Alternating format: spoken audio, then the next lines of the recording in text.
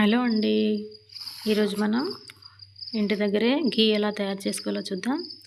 నేను ఒక 15 రోజులదండి పాలపైన మీగడ తీసి పెట్టుకున్నాను. ఇలా రోజు 1 లీటరు మిల్క్ అనమాట.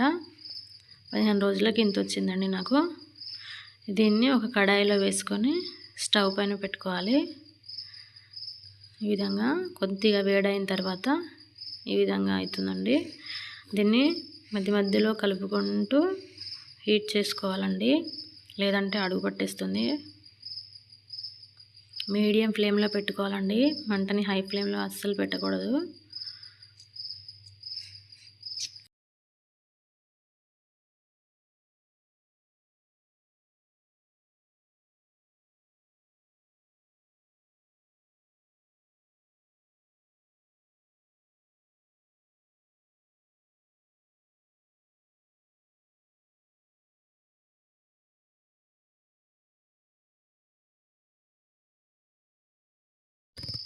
చూడండి, ఈ విధంగా ఉడుకుతుంది.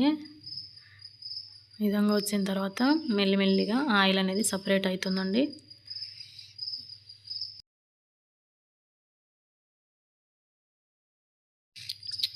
చూడండి, సైడ్లో ఆయిల్ అనేది సపరేట్ అవుతుంది. మనం కలుపుతూ ఉండాలండి, లేదంటే అడుగు పట్టేస్తుంది, అంతా కూడా మాడిపోతుంది. చూడండి, మంటని లో ఫ్లేమ్లో పెట్టుకోవాలి. ఇప్పుడు లో ఫ్లేమ్లో పెట్టుకొని అలాగే నిదానంగా కలుపుతూ వెయిట్ చేయాలండి.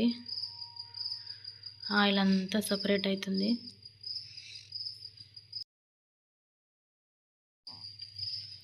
ఈ విధంగా ఆయిల్ సపరేట్ అవుతుంది కదండి.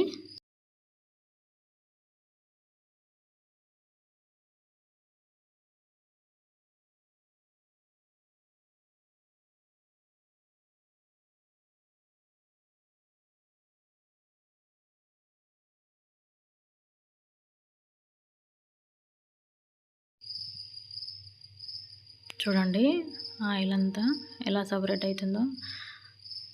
కంపల్సరీగా మనం మధ్య మధ్యలో కలుపుతూ వెయిట్ చేయాలండి, లేదంటే అడుగంటుకుంటుంది. చూడండి, ఆయిల్ సపరేట్ అవుతుంది.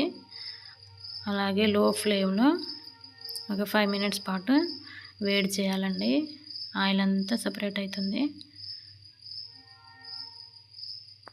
అది ఆయిల్ అంతా కూడా మనకి నెయ్యి అన్నమాట.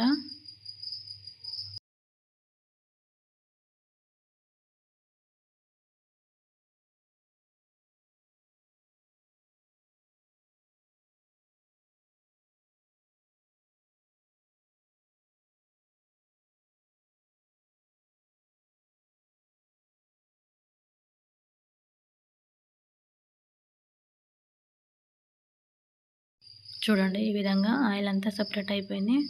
ఒక 2 మినిట్స్లో మనం స్టవ్ ఆఫ్ చేసుకోవాలి. ఇది కొద్దిగా లైట్ బ్రౌన్ కలర్లో వచ్చిన తర్వాత స్టవ్ ఆఫ్ చేసుకోవాలి. కొద్దిగా బ్రౌన్ రానివ్వాలండి, లేదంటే ఘీ కొద్దిగా పాడవుతుంది, ఎక్కువ రోజులు నిల్వ ఉండదు. కొద్దిగా బ్రౌన్ కలర్ వచ్చి కొద్దిగా మాడితే చాలా రోజులు నిల్వ ఉంటుందండి. ఘీకి లైఫ్ టైం వ్యాలిడిటీ అండి. చూడండి, హోమ్ మేడ్ ఘీ అయిపోయిందండి. స్టవ్ ఆఫ్ చేసేసాను. దీన్ని మనం వేడివేడిగా ఉన్నప్పుడే వడబోసుకోవాలండి, లేదంటే చల్లారిందంటే మొత్తం కూడా నెయ్యి మొత్తం కూడా దానికి పట్టేసుకుంటుందండి అడుగుకి. అంతే అండి, సింపుల్. ఒక గాజు పాత్రలో వేసి స్టోర్ చేసుకోవడమే. Thank you for watching.